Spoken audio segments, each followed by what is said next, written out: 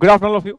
CMA revision series में हम अगला टॉपिक कौन सा स्टार्ट करें, ये सवाल मैंने आप लोगों से ही किया था और मुझे कई सारे बच्चों के सजेशंस मैसेज आए। कुछ बच्चों ने कहा कि सर कैश फ्लो स्टेटमेंट से शुरू कर लीजिए, अब कुछ बच्चों ने कहा डिबेंचर्स करा दीजिए, कुछ बच्चों ने कंसोलिडेशन। लेकिन जो मुझे सबसे ज्यादा मैसेजेस आए वो आए शेयर कैपिटल टॉपिक के लिए।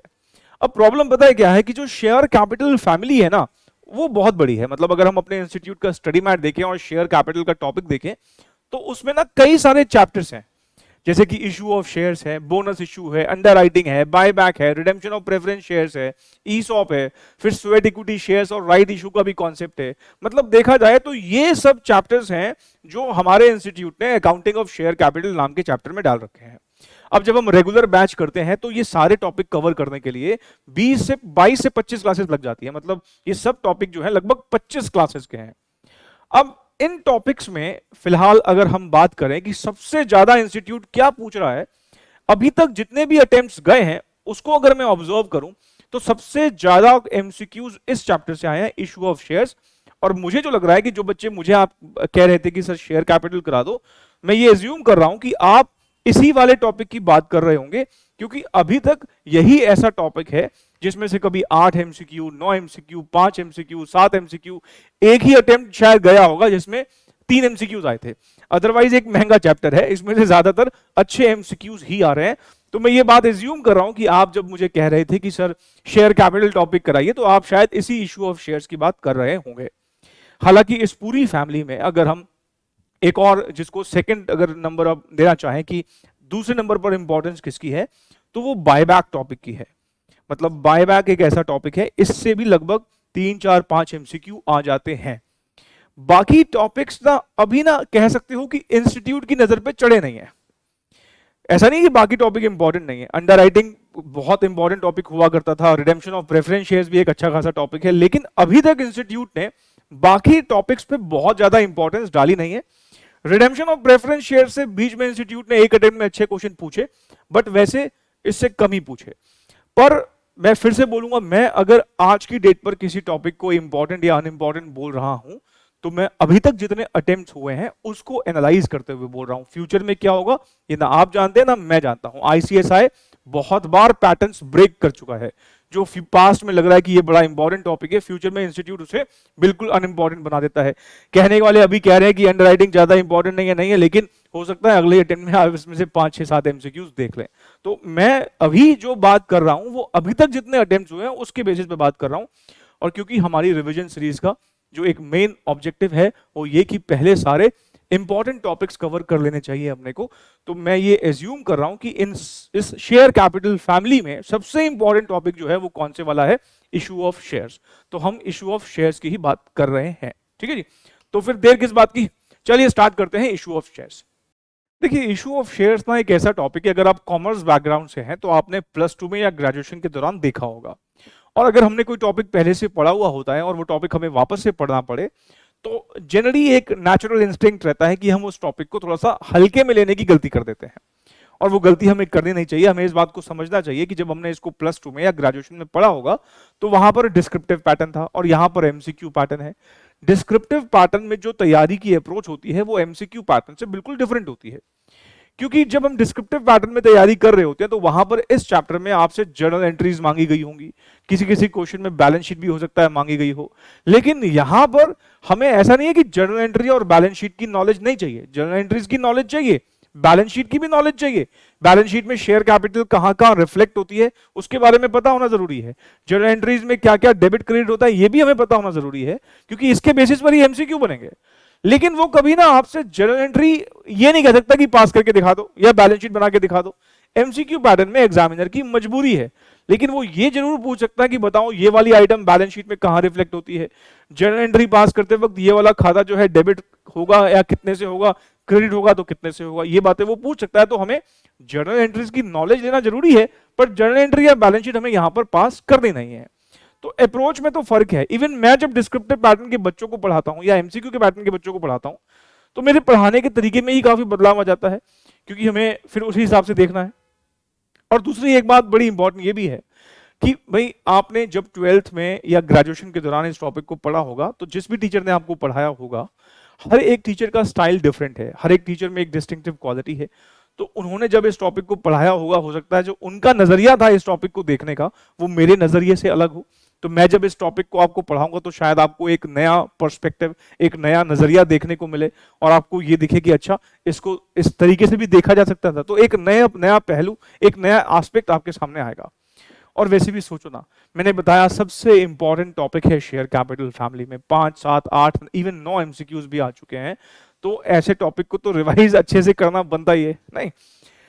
अब हम यहां पर शेयर्स इशू करने की बात कर रहे हैं, मतलब पैसा रेज करने की बात कर रहे हैं। और जब हम पैसा रेज करते हैं तो पैसा रेज करने के हालांकि तरीके कई सारे हैं। आप शेयर्स के थ्रू पैसा रेज कर सकते हैं, डिबेंचर्स के थ्रू पैसा रेज कर सकते हैं।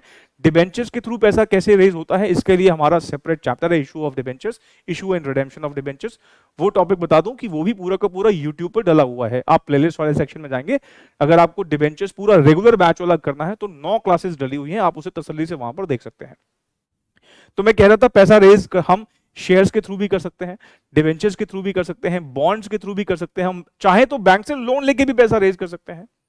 यहां पर जो हम बात कर रहे हैं, यहां पर हम शेयर से पैसा रेज करने की बात कर रहे हैं। और जब हम सिर्फ शेयर्स वर्ड बोलते हैं तो हमारा मतलब इक्विटी और प्रेफरेंस दोनों से होता है, मतलब दोनों ही यहां पर कवर्ड है। लेकिन हम जानते हैं कि इक्विटी शेयर्स जो है वो ज्यादा पॉपुलर इंस्ट्रूमेंट है, तभी हम देखेंगे इस चैप्टर में ज्यादातर हम इक्विटी शेयर्स के इशू या फिर फॉरफिचर या फिर आगे जाके री इशू वगैरह की बात करेंगे। तो हम जनरली इक्विटी शेयर्स पर फोकस रखेंगे, क्योंकि प्रेफरेंस शेयर्स ज्यादातर देखा गया है एक बहुत पॉपुलर इंस्ट्रूमेंट नहीं है, ठीक है। बट कवरेज इस चैप्टर में दोनों की है। अब जब हम पैसा रेज करने की बात कर रहे हैं तो ऐसा भी नहीं कि पैसा मन आया कभी भी रेज कर लिया कि चलो आज मन कर रहा है पैसा रेज कर लेते हैं। पैसा रेज करने के पीछे कोई ऑब्जेक्टिव होता है। वो ऑब्जेक्टिव कुछ भी हो सकता है कि हम अपने बिजनेस को बढ़ाने की सोच रहे हो, बिजनेस को एक्सपैंड करना चाहते हैं। अभी हमारा एक मैन्युफैक्चरिंग प्लांट है, हम एक और मैन्युफैक्चरिंग प्लांट लगाना चाहते हैं तो उसके लिए पैसा चाहिए। अभी हम सिर्फ इंडिया में ऑपरेट कर रहे हैं, अब हम एशिया की और भी कंट्रीज में ऑपरेट करना चाहते हैं या यूरोपियन कंट्रीज में ऑपरेट करना चाहते हैं, तो वहां पर हमें ऑफिसेज वगैरह खोलने हैं, वहां पर प्लांट सेटअप करना है। या अभी हमारा एक स्टोर है, हम एक और स्टोर खोलना चाहते हैं। अगर हम मान लो होटल की चेन है, एक होटल खुला हुआ है, एक और होटल खोलना चाहते हैं, मतलब बिजनेस को बढ़ाना चाहते हैं, सिंपल।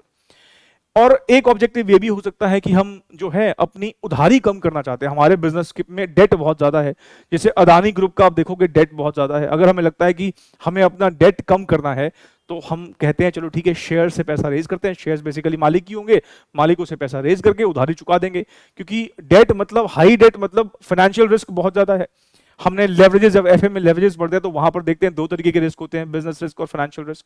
हम अपने फाइनेंशियल रिस्क को मतलब इंटरेस्ट के बर्डन को कम करना चाहते हैं, तो उसके लिए उधारी कम करनी पड़ेगी, और उधारी कम करने के लिए हम जो है शेयर्स इशू कर रहे हैं। तो ऑब्जेक्टिव भी कुछ भी हो सकता है। अब जब हम शेयर्स इशू करते हैं तो शेयर्स इशू हम 2 तरीकों से कर सकते हैं। या तो हम शेयर्स इशू करेंगे कैश में, और या फिर करेंगे कंसिडरेशन अदर देन कैश। अगर हम शेयर्स कैश में इशू करते हैं, ये समझ में आता है कि सामने वाले को आपने शेयर्स दिए, उसने बदले में आपको पैसे दे दिए, बात खत्म हो गई। और कंसीडरेशन अदर देन कैश में क्या है कि आप शेयर्स इशू कर रहे हैं पर बदले में सामने वाला पैसे नहीं दे रहा, कुछ और दे रहा है। एग्जाम्पल के तौर पर मान लो मैं एक बड़ी आईटी कंपनी हूं, से इन्फोसिस, ठीक है, और मुझे अपने एक पर्टिकुलर नए बड़े ऑफिस के लिए बहुत सारे लैपटॉप चाहिए। मान लो वहां पे 1000 एम्प्लॉय बैठेंगे, 1000 एम्प्लॉय को बिठाने के लिए 1000 लैपटॉप चाहिए या कई सारे लैपटॉप चाहिए। एक तरीका है कि पहले आप पैसा रेज कर लो, शेयर्स कैश में रेज कर लो, और उसके बाद उस पैसों से लैपटॉप खरीद लो। और एक और तरीका यह भी है कि किसी वेंडर से जो लैपटॉप में डील करता है, जैसे डेल, उनसे बात कर लो और कहो भाई तुम लैपटॉप दे दो, हम तुम्हें अपनी कंपनी के शेयर्स दे देंगे। अब आपने शेयर्स तो इशू किए लेकिन बदले में क्या है, लैपटॉप। ये एक एग्जांपल है। मान लो हम नॉर्थ इंडिया में बहुत फेमस हैं, हम चाहते हैं कि हम साउथ इंडिया में अपनी प्रेजेंस बढ़ाएं, और वहां की एक छोटी कंपनी, रीजनल कंपनी है लेकिन वहां बड़ी फेमस है साउथ में, हम चाहते हैं चलो उसको टेक ओवर कर लेते हैं। अब जब हम उसको टेक ओवर कर रहे हैं, वो अपना बिजनेस हमको दे रहा है और हमने मान लो बदले में अपने कंपनी के शेयर्स दे दिए, तो हमने यहां भी शेयर्स इशू किए लेकिन बदले में सामने वाले का बिजनेस आ गया। अब बिजनेस आता है तो मतलब उसकी मशीनें, प्लांट वगैरह ये सब आ गया। तो ये भी क्या है, कंसिडरेशन अदर देन कैश। इस दूसरे एग्जांपल को दुनिया वाले मर्जर, एक्विजिशन, अमैलगमेशन, इन सब नामों से जानते हैं, ठीक। तो ये 2 तरीके होते हैं शेयर्स इशू करने के। हम पहले जो बात करेंगे वो बात करेंगे issue of shares for consideration, for cash consideration, मतलब पहले कैश की बात करेंगे, कंसिडरेशन अदर देन कैश की बाद में सेपरेटली बात करेंगे। अब जब हम शेयर्स इशू करते हैं तो पार पे भी हो सकते हैं, प्रीमियम पे भी हो सकते हैं। डिस्काउंट पे शेयर्स अब इशू नहीं होते, सेक्शन 53 मना करता है। सेक्शन 53 बोलता है अगर डिस्काउंट पे शेयर्स इशू करोगे तो वॉइड है। सेक्शन 53 को हमें पढ़ना है, उसकी इंपॉर्टेंस ना थ्योरेटिकल एमसीक्यू के लिए है। उसको जब हम देखेंगे, जब हम थ्योरेटिकल कॉन्सेप्ट डिस्कस करेंगे ना इस टॉपिक के, तो हम सेक्शन 53 के बारे में बात करेंगे। अभी क्योंकि हम प्रैक्टिकल कॉन्सेप्ट से बात करेंगे पहले, तो हम जानते हैं कि शेयर्स या तो पार पे इशू होंगे या फिर प्रीमियम पे इशू होंगे। पार पे इशू करने का क्या मतलब है? 10 रुपए की फेस वैल्यू है और 10 रुपए में ही हम शेयर जो है इशू कर रहे हैं। अब ध्यान से प्लीज सुनते जाइएगा, बड़ी इंपॉर्टेंट बातें हैं। जब आप प्रैक्टिकली देखते होंगे, जब किसी कंपनी का आईपीओ एफपीओ आते हुए देखते हैं, तो आपको दिखता है कि सारा पैसा ना वन शॉट आ जाता है, एक ही बारी में सारा पैसा आ जाता है। लेकिन एकेडमिकली अभी भी हम यही मान के चलते हैं कि पैसा जो है किस्तों में आ रहा है, इंस्टॉलमेंट्स में आ रहा है। और इंस्टॉलमेंट्स का नाम यहां पर क्या है? पहली इंस्टॉलमेंट जो आती है उसको हम एप्लीकेशन बोल देते हैं, दूसरी इंस्टॉलमेंट को हम अलॉटमेंट बोल देते हैं, तीसरी इंस्टॉलमेंट को हम फर्स्ट कॉल बोल देते हैं, चौथी इंस्टॉलमेंट को हम सेकंड कॉल बोल देते हैं।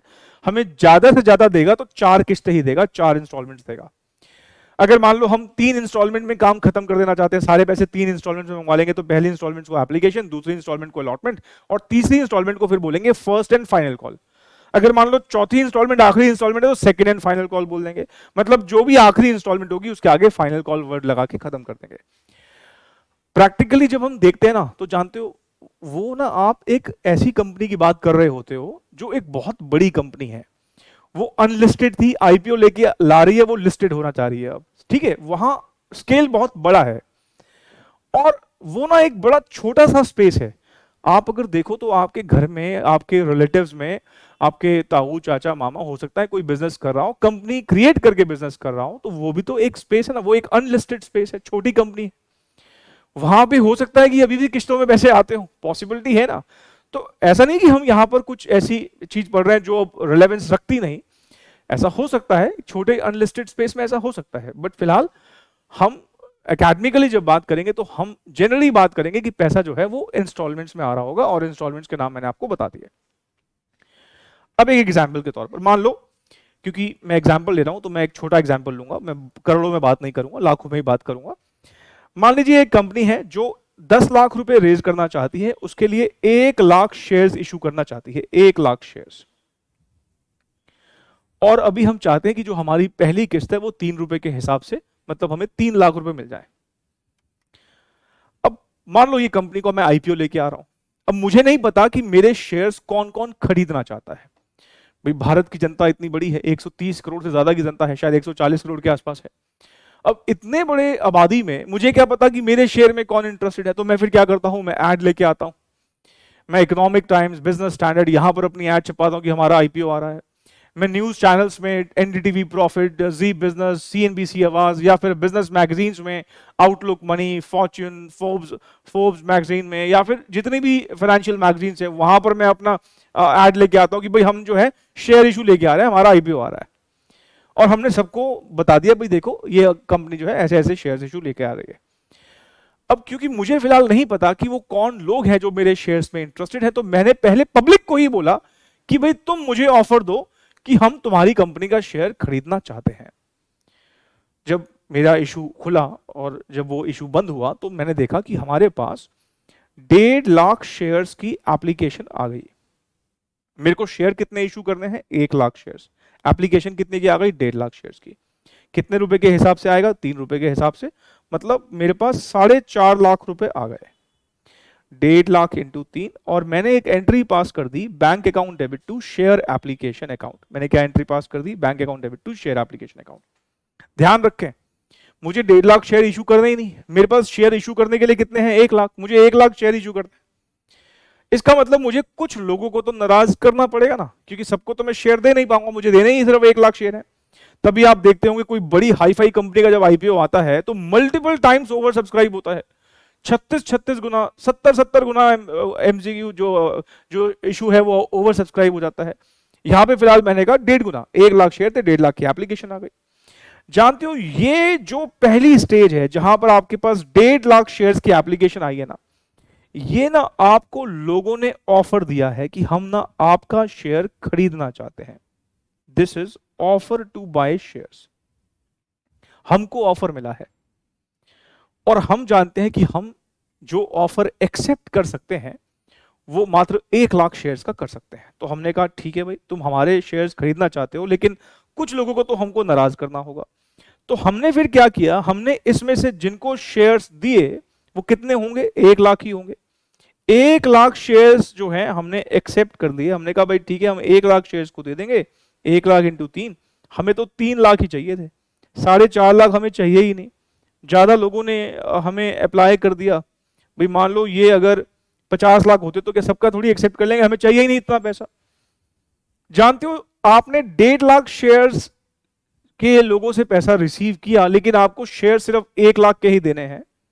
ये वाला जो सेकंड स्टेज है जहां पर आपने share application to share capital कर दिया, जानते हो इस स्टेज पे आपने ऑफर जो है वो एक्सेप्ट कर लिया। क्या कर दिया, ऑफर एक्सेप्टेड। देख लो, मैंने कहा ना एक नया नजरिया देखने को मिलेगा। यहां पे क्या था, ऑफर टू बाय शेयर्स। क्योंकि मुझे नहीं पता था कि मेरे शेयर्स में कौन इंटरेस्टेड है, तो मैंने लोगों को बोला भाई आओ अप्लाई करो, जिसको अप्लाई करना है। मेरे पास 1.5 लाख शेयर्स की एप्लीकेशन आ गई, और लेकिन मेरे को देने तो 1 लाख ही थे, तो मैंने 1 लाख शेयर्स इशू कर डाले, 1 लाख दे दिए। तो जिन 1 लाख लोगों को मैंने शेयर्स दिए, जिस भी क्राइटेरिया के बेसिस पर आगे चल के पढ़ेंगे, प्रोराटा अलॉटमेंट एक होता है, फिलहाल 1 लाख शेयर्स को मैंने इशू कर दिया शेयर्स, और ये जो है ऑफर एक्सेप्ट हो गया। बाकी के जो 50,000 एक्सेस एप्लीकेशन हैं उनके ऑफर को मैंने रिजेक्ट कर दिया, और इसलिए उनके पैसे जो है मैं वापस कर दूंगा share application to bank. 50,000 into 3, ये कितना हुआ, 1.5 लाख रुपए। 50,000 इंटू 3, ये जो है ये ऑफर रिजेक्ट हो गया, इनके ऑफर रिजेक्ट कर दिए गए, हम बोलेंगे ऑफर रिजेक्टेड।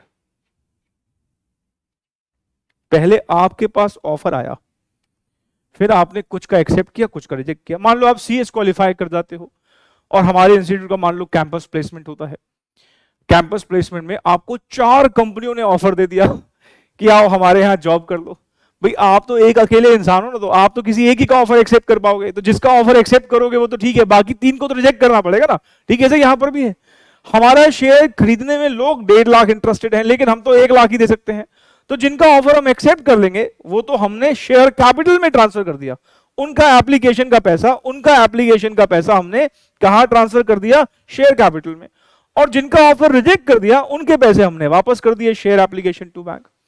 अब यहां पर एक बात क्या ऑब्जर्व करने वाली है, आप ध्यान से प्लीज देखिए। आपने जब नया नया बिजनेस लॉ किया होगा फर्स्ट ईयर में, जब आप आए होंगे ग्रेजुएशन के, तो आपने वहां पर एक लॉ पढ़ा था, इंडियन कॉन्ट्रैक्ट एक्ट। और वहां पर आपने देखा होगा कि ऑफर और एक्सेप्टेंस जब हो जाती है तो हम कहते हैं कि कॉन्ट्रैक्ट एग्जीक्यूट हो गया। आप जरा देखिए, आपको ऑफर कितने शेयर्स पे आया, 1.5 लाख शेयर्स का आपके पास ऑफर आया, ये रहा ऑफर। और आपने इन ऑफर में से जो ऑफर आया, एक्सेप्टेंस कितने को दी, 1 लाख शेयर्स को एक्सेप्टेंस दी। इसका मतलब ये हुआ कि 1 लाख शेयर्स की जहां तक बात है, उसका ऑफर आया और हमने एक्सेप्टेंस दे दी। तो 1 लाख शेयर्स का offer plus acceptance is equals to what, contract हो गया। भाई 1 लाख शेयर्स पे ऑफर भी आया और हमने एक्सेप्टेंस भी दे दी। 50,000 शेयर्स पे हमने रिजेक्शन मार दिया, उनका ऑफर एक्सेप्ट नहीं किया, लेकिन जिनका एक्सेप्ट कर दिया उनके साथ तो हमारा कॉन्ट्रैक्ट हो गया। और कॉन्ट्रैक्ट होते ही जानते हो हर एक पार्टी के पास कॉन्ट्रैक्चुअल राइट्स और कॉन्ट्रैक्चुअल ऑब्लिगेशंस आती है, मतलब राइट और ऑब्लिगेशन आती है। फॉर एग्जांपल कंपनी, यहां पर उसके राइट ऑब्लिगेशन क्या है, कंपनी का राइट है कि जिनको शेयर्स इशू किए हैं उनके बचे हुए 7 रुपए रिसीव करे। और कंपनी का ऑब्लिगेशन क्या है कि जैसे ही पैसे आ जाएं, या फिर क्योंकि वो पैसे आपसे लेगी तो कंपनी को शेयर्स इशू करने पड़ेंगे। अच्छा, जो इन्वेस्ट कर रहा है उसका राइट क्या है कि वो राइटफुली शेयर रिसीव करे, और उसका ऑब्लिगेशन क्या है कि वो बचे हुए 7 रुपए दे। कहने का मतलब ये कि जिन लोगों के हमने ऑफर एक्सेप्ट कर लिए हैं, अब हम उनके साथ बाइंड हो गए हैं अंडर अ कॉन्ट्रैक्ट, क्योंकि ऑफर और एक्सेप्टेंस दोनों आ चुकी है। जिनके हमने ऑफर रिजेक्ट कर दिए उनके साथ कोई बाइंडिंग एग्रीमेंट तो हुआ नहीं, उनके तो पैसे वापस करके बात खत्म हो जाएगी। तो एक बात तो ये ध्यान देने वाली है कि ऑफर और एक्सेप्टेंस होते ही कॉन्ट्रैक्ट हो जाता है, और कॉन्ट्रैक्ट होते ही राइट्स और ऑब्लिगेशन आ जाती है दोनों पार्टीज के पास। अब यहां एक बात और नोटिस करने वाली है, अगर आप बड़े ध्यान से देखेंगे, पहले सिर्फ शेयर एप्लीकेशन के खाते पर बात करें। शेयर एप्लीकेशन का अगर हम लेजर देखें तो सबसे पहले हमने 4.5 लाख रुपए शेयर एप्लीकेशन अकाउंट में क्रेडिट किए हैं। देखा आपको ये 4.5 लाख रुपए। फिर हमने इस 4.5 लाख में से जितने पैसे हमको चाहिए थे, 3 लाख रुपए चाहिए था ना, क्योंकि हमें 1 लाख शेयर इशू करने थे, 3 लाख की हमारी डिमांड थी, तो जितने पैसे हमको चाहिए थे हमने वो पैसा शेयर कैपिटल में ट्रांसफर कर दिया, और जो नहीं चाहिए थे वो हमने वापस कर दिया, टू बैंक कर दिया। पर आप अगर सिर्फ शेयर एप्लीकेशन के खाते पर नजर डालते हैं, सिर्फ शेयर एप्लीकेशन के खाते पर नजर डालते हैं, तो आपको दिखेगा, क्या दिखेगा, कि 4.5 लाख से शेयर एप्लीकेशन का अकाउंट क्रेडिट हुआ है, फिर 3 लाख से शेयर एप्लीकेशन डेबिट हुआ है, और 1.5 लाख से फिर डेबिट हुआ है। मतलब शेयर एप्लीकेशन का खाता अगर आप देखोगे तो क्लोज हो चुका है। 4.5 से क्रेडिट, फिर 3 से डेबिट, फिर 1.5 से डेबिट, मतलब 4.5 से क्रेडिट हुआ और 4.5 से ही डेबिट भी हुआ, एक बार 3 लाख से और एक बार 1.5 लाख से, मतलब शेयर एप्लीकेशन का खाता भी क्लोज हो चुका है। अब आप बैंक के खाते पर नजर डालिए। हमारा जो बैंक अकाउंट है, पहले 4.5 लाख रुपए हमारे पास आए, ये रहे 4.5 लाख रुपए आए, इसमें से 1.5 लाख रुपए हमने वापस कर दिए, मतलब बैंक अकाउंट फिर 1.5 लाख से क्रेडिट भी हुआ है। नेट में बैंक कितने से डेबिट हुआ है, 3 लाख रुपए से। मतलब अगर आप सिर्फ बैंक अकाउंट का नेट क्रक्स निकालेंगे तो आपको दिखेगा 4.5 लाख रुपए से डेबिट तो हुआ, लेकिन 1.5 लाख रुपए हमारे पास एक्स्ट्रा आ गए जो हमने वापस कर दिए, तो हमने अपने पास कितने रखे, 3 लाख रुपए। नेट में बैंक जो डेबिट हुआ है वो 3 लाख से हुआ है। और एक और अकाउंट देखोगे तो वो दिखेगा आपको शेयर कैपिटल अकाउंट, ये रहा। शेयर कैपिटल अकाउंट भी कितने से क्रेडिट हुआ है, 3 लाख से। मैं कहना ये चाह रहा हूं कि नेट में अगर आप एंट्री देखोगे ना तो हुई है bank account debit to share capital account, और कितने अमाउंट से, जितना अमाउंट आपको चाहिए था। कितना अमाउंट चाहिए था सर, 1 लाख शेयर इशू कर रहे हैं, 3 रुपए के हिसाब से 3 लाख ही चाहिए थे। नेट में देख लो यही हुआ है, bank to share capital 3 lakh रुपए। तभी हम देखते हैं अलग अलग चैप्टर्स में जब भी कभी हम इशू की एंट्री पास करते हैं और वहां एक शॉर्टकट मार देते हैं। क्या शॉर्टकट मार देते हैं, बैंक टू शेयर कैपिटल। क्योंकि एप्लीकेशन का खाता खुलता जरूर है, लेकिन वो सिर्फ एक फैसिलिटेशन के लिए खुलता है जो कि क्लोज हो जाता है। जैसे ही हमने यहां पर एप्लीकेशन को क्रेडिट किया, बाद में डेबिट हो गया, वो क्लोज हो जाएगा। अल्टीमेटली आपको एंट्री क्या दिखेगी, बैंक टू शेयर कैपिटल, और उतने ही अमाउंट से जितने शेयर्स आप इशू कर रहे हैं। मेरे ख्याल से ये एनालिसिस से आपकी काफी जो क्लैरिटी है वो बड़ी होगी पहले के मुकाबले। अगर आपने कभी पहले पढ़ भी रखा है फिर भी आपको लगा होगा कि हाँ कुछ वैल्यू एडिशन तो हुआ है। अब हम बात करते हैं अपनी अगली इंस्टॉलमेंट। अगली इंस्टॉलमेंट हमारी कौन सी होती है, अलॉटमेंट, और देखते हैं अलॉटमेंट में कैसे चीजें अलग होती हैं थोड़ी सी। अब जो सेकंड इंस्टॉलमेंट है अलॉटमेंट की, इसमें देखो क्या अलग चीज हो रही है। यहां पर हम पता क्या कर रहे हैं, यहां पर हम पहले ड्यू की एंट्री पास कर रहे हैं, मतलब पहले शेयर कैपिटल में ट्रांसफर कर रहे हैं और उसके बाद रिसीव कर रहे हैं। मतलब ये कि मान लो 1 लाख शेयर्स पर हमें अलॉटमेंट का जो पैसा मंगवाना है वो 5 रुपए मंगवाना है, तो हम क्या कह रहे हैं भाई 5 लाख रुपए पहले आप हमने ड्यू कर दिए। 1 लाख इंटू 5 लाख रुपए से हमने ये एंट्री कर दी, ठीक है। और फिर हमने ये 5 लाख रुपए रिसीव भी करा लिए, लेकिन इस बार ना पहले हमने ड्यू किया है। अब क्या क्या लॉजिक क्या है इसके पीछे, एप्लीकेशन में तो पहला पैसा आया, बाद में कैपिटल अकाउंट में ट्रांसफर किया, यहां पर पहले कैपिटल अकाउंट में ट्रांसफर कर रहे हैं और बाद में पैसा मंगवा रहे हैं। ऐसा क्यों? देखो जब एप्लीकेशन की बात थी आपको खुद ही नहीं पता था कि आपके शेयर्स में कौन कौन लोग इंटरेस्टेड हैं। इतनी बड़ी आबादी में आपको नहीं पता कि कौन लोग आपके शेयर्स में इंटरेस्टेड है, इसलिए पहले आपने दुनिया को खुला ऑफर दे दिया भाई जो इंटरेस्टेड है अप्लाई कर दो। तो पहले क्योंकि आपको खुद नहीं पता था कि कौन वो लोग हैं जो आपके शेयर्स में इंटरेस्टेड है, इसलिए पहले आपने पैसा रिसीव करा लिया। जैसे ही वो 1.5 लाख लोग आ गए, अब आपको क्योंकि 1 लाख शेयर्स इशू करने थे, आपने उस 1.5 लाख में से 1 लाख को चुन लिया। अब आपको पता है कि वो 1 लाख लोग कौन हैं जिन्होंने हमारे शेयर्स लेने हैं। मतलब अब मुझे पता है टिंकू सिंकू रिंकू मिंकू जो भी हैं वो 1 लाख लोग मुझे पता लग चुके हैं, उनके घर के पते एड्रेस सब मुझे पता है, मेल आईडी सब कुछ पता है। इसका मतलब ये सेकंड इंस्टॉलमेंट की जब बात आती है, अब मुझे उन लोगों का पता लग चुका है जो मेरे शेयर्स में इंटरेस्टेड है। अब मेरे शेयर में जो इंटरेस्टेड है मैं उनके घर में अब चिट्ठी भेजूंगा कि भाई अब जो है अगली इंस्टॉलमेंट की बारी आ चुकी है, भाई 5-5 रुपए लेके आओ। मतलब कहने का यह है कि मैं जब सेकेंड इंस्टॉलमेंट की बात कर रहा हूं, इस स्टेज पर आते ही मुझे उन लोगों का अदा पता मिल चुका है जो मेरे शेयर्स में इंटरेस्टेड है। ये कुछ ऐसे समझ लो, मान लो आपको एक नया ब्रॉडबैंड का कनेक्शन लेना है, आप एयरटेल को या जियो को अप्रोच करते हो, आपने उनको अप्रोच किया, पहले उनको थोड़ी पता था कि आप उनके कनेक्शन में इंटरेस्टेड हो। घर घर पे आते जरूर है सेल्स एग्जीक्यूटिव कि आपको अगर लगवाना हो तो लगवाना, लेकिन पहले आप अप्लाई करते हो, वो खुद से तो लगा के नहीं जाते, आपने अप्लाई कर दिया। अब उनको पता लग गया अच्छा ये वो इंसान है जिसने हमारा कनेक्शन ले लिया है, अब आगे की कार्रवाई फिर जियो करेगा या एयरटेल करेगा, हर महीने आपके घर में बिल भेजेगा, भैया आपका इतना बिल ड्यू हो चुका है। ठीक है, सी पहले कंपनी को नहीं पता था कि कौन लोग शेयर्स में इंटरेस्टेड है, तो हमने कहा भाई पहले अप्लाई कर दो। अब अप्लाई हो चुके, अब मुझे पता है वो 1 लाख लोग कौन है, तो मैं उनके घर में अब क्या भेजूंगा, उनके घर में अब चिट्ठी भेजूंगा, भाई देखो तुम्हारे 5 रुपए ड्यू है, ये वाली एंट्री जो है ना, ये वाली एंट्री, ये एंट्री जो है ये ड्यू की है, इनके घर में चिट्ठी भेजी है कि तुम्हारे 5 लाख रुपए ड्यू हो चुके हैं, 1 लाख लोगों के घर में चिट्ठी भेजी थी, 5-5 रुपए के हिसाब से पैसे दो, और जिस डेट पर वो दे देंगे फिर हम ये वाली एंट्री रिसीट की कर देंगे, bank account debit to share allotment account, ये हो गए पैसे रिसीव करने की। ठीक है, ऐसे ही हम बात करेंगे फर्स्ट एंड फाइनल कॉल की।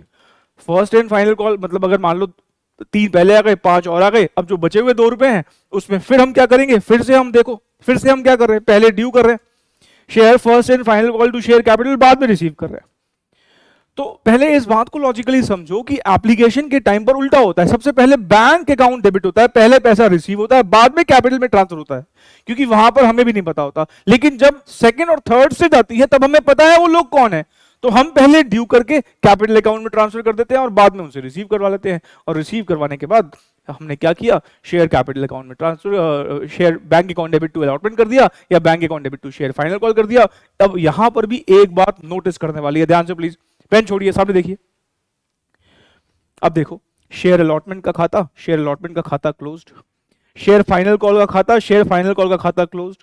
Ultimately what is the net entry, bank account debit to share capital, bank account debit to share capital. देख रहे हो दोनों में क्या है, बैंक टू शेयर कैपिटल, ऊपर भी क्या था, बैंक टू शेयर कैपिटल।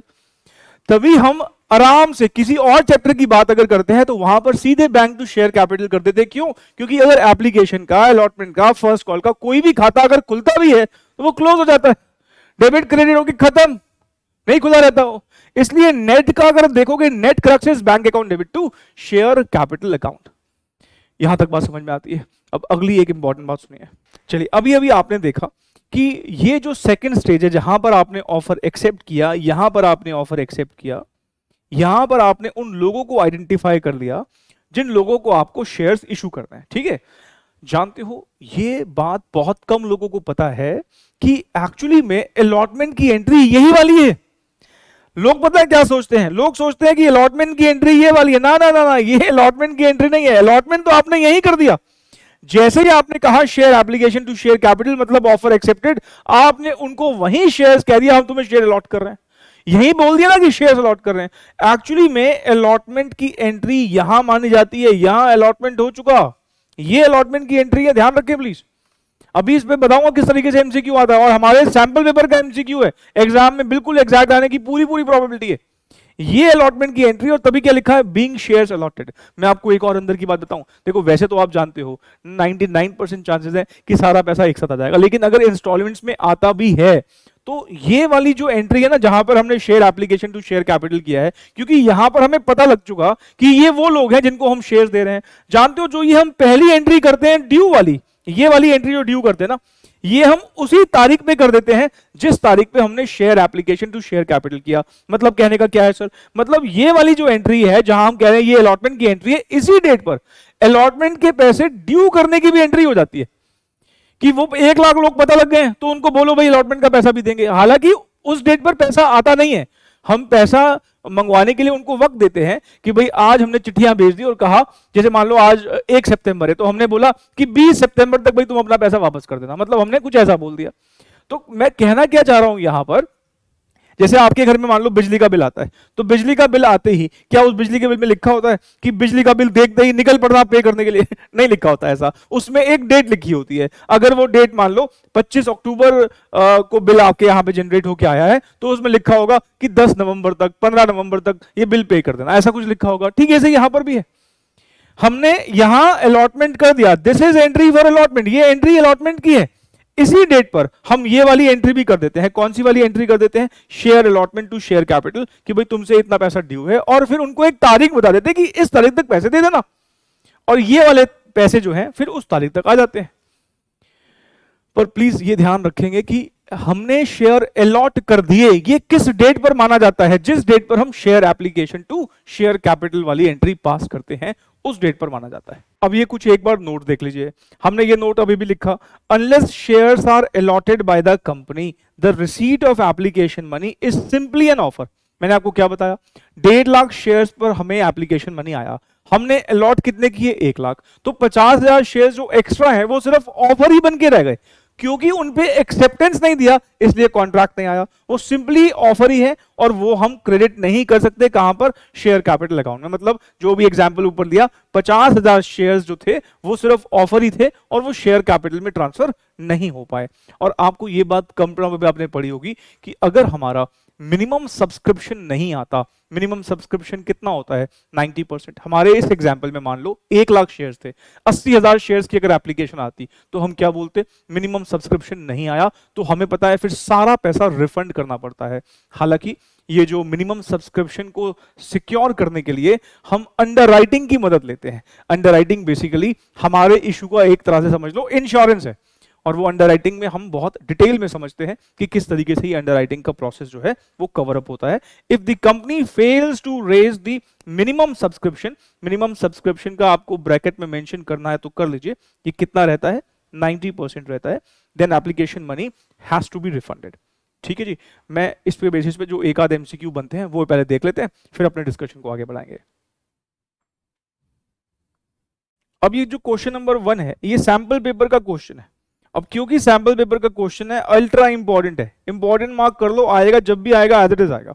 और क्या बोलता है, on allotment of shares, the word देख रहे हो क्या है, on allotment of shares the following entry is pass in the books of accounts. पूरे चार ऑप्शन में कहीं पे भी अलॉटमेंट तो है ही नहीं, बच्चा कंफ्यूज, कहां माने अलॉटमेंट हुई है, अलॉटमेंट कहां मानी जाएगी, जब आप एप्लीकेशन का पैसा कैपिटल अकाउंट में ट्रांसफर करोगे तब मानी जाएगी। तो इसमें सही आंसर जो हो जाएगा वो कौन सा हो जाएगा, B, share application debit to share capital account. अगला क्वेश्चन जून 2022 का है। As per the provisions of the companies act 2013 it is required that if the company is not able to collect dash of the offer amount, कितना amount minimum चाहिए अपने को, 90% चाहिए, तो उसका सही आंसर क्या हो जाएगा, डी। हालांकि पूरा क्वेश्चन पढ़ लेते, then it needs to compulsory return the money to those who have subscribe to the shares. हमें मिनिमम कितना चाहिए, हमारा मिनिमम सब्सक्रिप्शन का रिक्वायरमेंट जो है वो 90% का है, इसका मतलब सही आंसर क्या हो जाएगा, डी। चलिए हमारा अब 4th पॉइंट डिस्कशन का जो है, अभी हमने issue of shares at par देखा, अब हम क्या देखेंगे, issue of shares at premium. ठीक, और जब हम प्रीमियम की बात करते हैं इसका मतलब हम जो शेयर इशू कर रहे हैं वो फेस वैल्यू पे नहीं कर रहे, फेस वैल्यू से थोड़ा ज्यादा वैल्यू पे कर रहे हैं। मान लीजिए 10 रुपए का शेयर 12 रुपए में इशू करेंगे तो हमारा 2 रुपए जो एक्स्ट्रा आएगा वो क्या हो जाएगा, सिक्योरिटीज प्रीमियम हो जाएगा। अब ध्यान से प्लीज सुनेंगे, प्रैक्टिकली फिर से बोलूंगा, जब आप आईपीओ एफपीओ देखते हैं तो वहां पर एक बहुत बड़ी कंपनी की बात हो रही होती है और वहां पे प्रीमियम भी बहुत अच्छा खासा होता है, 1 रुपया 5 रुपए 10 रुपए फेस वैल्यू होती है और इशू प्राइस 100 200 400 1000 1500 ऐसे होता है, तो सिक्योरिटीज प्रीमियम का अमाउंट वहां बहुत ज्यादा होता है। पर एकेडमिकली हमें ऐसे नहीं देगा, वो देगा 10 रुपए का शेयर 12 में इशू हुआ, 10 रुपए का शेयर 15 में इशू हुआ, तो प्रीमियम का अमाउंट बड़ा लिमिटेड सा देगा वो। अब 10 रुपए का शेयर मान लीजिए हम 12 रुपए में इशू करते हैं तो 2 रुपए हमारे लिए क्या हो जाएगा, सिक्योरिटीज प्रीमियम। अब हम क्योंकि यहां पर बात कर रहे हैं कि हम किस्तों में पैसा मंगवा रहे हैं, तो सिक्योरिटीज प्रीमियम का जो अमाउंट है वो हम कौन सी वाली किस्त के साथ मंगवाएं, ये पॉसिबिलिटी आएगी। और ज्यादातर जब हम प्रैक्टिकल क्वेश्चंस आगे देखेंगे तो हम देखेंगे कि अलॉटमेंट के टाइम पर ज्यादातर हमें सिक्योरिटीज प्रीमियम का अमाउंट रिसीव होता है, पर ऐसा जरूरी नहीं है, एप्लीकेशन के टाइम पर भी हो सकता है। हमें एकेडमिकली 2 बातों का ध्यान रखना है, कभी कभी एप्लीकेशन पे दिखेगा, कभी कभी अलॉटमेंट पे दिखेगा, कॉल्स पे भी रिसीव किया जा सकता है लेकिन जनरली होता नहीं है। तो हमें सिक्योरिटीज प्रीमियम का पैसा ज्यादातर अलॉटमेंट के टाइम पे दिखेगा, कभी कभी एप्लीकेशन पे भी दिखेगा और कभी कभी आधा आधा दिखेगा कि थोड़ा मंगवा लिया एप्लीकेशन पे प्रीमियम, थोड़ा मंगवा लिया अलॉटमेंट पर। तो जैसा क्वेश्चन कहेगा वैसा करेंगे, पर अकाउंटिंग ट्रीटमेंट क्या होगी अगर मान लीजिए एप्लीकेशन पर प्रीमियम का पैसा रिसीव कर रहे हैं। अब आप जरा देखिए, हमने यहां पर 2 टुकड़ों में बांटा है।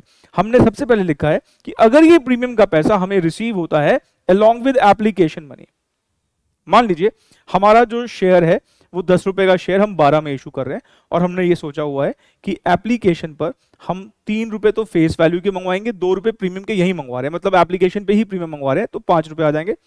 और जो अलॉटमेंट और फाइनल कॉल है उसमें हम कुछ ऐसे मंगवा रहे हैं, हम 5 यहां मंगवा रहे हैं और 2 यहां मंगवा रहे हैं, टोटल कितना हो गया, 12 रुपए हो गया। ठीक है, ऐसा कुछ है। हम कह रहे हैं कि हमारा जो सिक्योरिटीज प्रीमियम है वो कहां पर आ गया, हमारे पास एप्लीकेशन के पास ही आ गया। अब ध्यान रखें, हम जब एप्लीकेशन मंगवाते हैं तो हम पहले एंट्री करते हैं bank account debit to share application. ध्यान, bank account debit to share application कितने से करेंगे, यहां पर कितने रुपए की एप्लीकेशन है, मान लो एक ही शेयर की बात करते हैं, कितने रुपए की एप्लीकेशन है, 5 रुपए की एप्लीकेशन है, हमने पहले 5 रुपए मंगवा लिए। अब इस शेयर एप्लीकेशन के पैसे को हम ट्रांसफर कर देंगे, जितना फेस वैल्यू का अमाउंट है वो हम ट्रांसफर कर देंगे शेयर कैपिटल में, और जितना प्रीमियम का अमाउंट है उसके लिए हम एक सेपरेट अकाउंट खोलेंगे जिसको हम क्या बोलेंगे, सिक्योरिटीज प्रीमियम। क्या बोलेंगे, सिक्योरिटीज प्रीमियम। फिर से बोलता हूं, हम जब एप्लीकेशन पे प्रीमियम का पैसा रिसीव करते हैं तो पहले हम एप्लीकेशन क्रेडिट नहीं करते, पहले हम सिंपली बैंक टू एप्लीकेशन करते हैं। 5 रुपए है ना, 5 रुपए मंगवा लिया, इसी के अंदर प्रीमियम भी है। कितना प्रीमियम है, 2 रुपए का। फिर हमने क्या किया, अगली एंट्री में जब शेयर एप्लीकेशन ट्रांसफर होता है तो जितना फेस वैल्यू का अमाउंट है वो शेयर कैपिटल में ट्रांसफर होगा, और जितना प्रीमियम का अमाउंट है वो सिक्योरिटीज प्रीमियम के नाम से एक खाता खुलेगा, वहां ट्रांसफर होगा। और अगर आप नेट में एंट्री यहां पर देखेंगे, यहां नेट में एंट्री देखेंगे तो शेयर एप्लीकेशन का खाता close. Ultimately what is the net entry, bank account debit to share capital to securities premium. यहां पे सिंपली बैंक टू कैपिटल क्यों नहीं है, क्योंकि हमें सिर्फ फेस वैल्यू थोड़ी मिली है, इस बार फेस वैल्यू से ज्यादा पैसा मिला है।